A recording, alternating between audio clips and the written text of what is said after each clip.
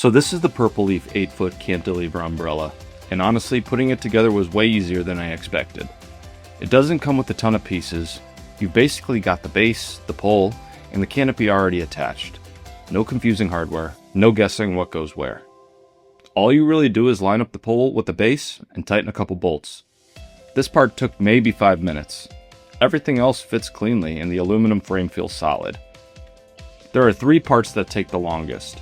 1, which is filling up the base with water. 2, figuring out where you want it to go. And 3, unboxing everything. Everything else goes really quick. After that, you just crank it open. The mechanism is smooth and it swings around really easily. Once it's up, it actually looks really clean and the sand dune color is super neutral. It blends in pretty much in any outdoor setup.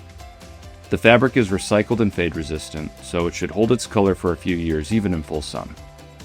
And the 360-degree rotation is clutch.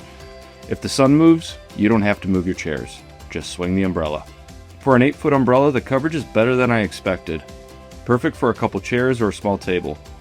So yeah, super easy to assemble, looks great, and does exactly what I needed.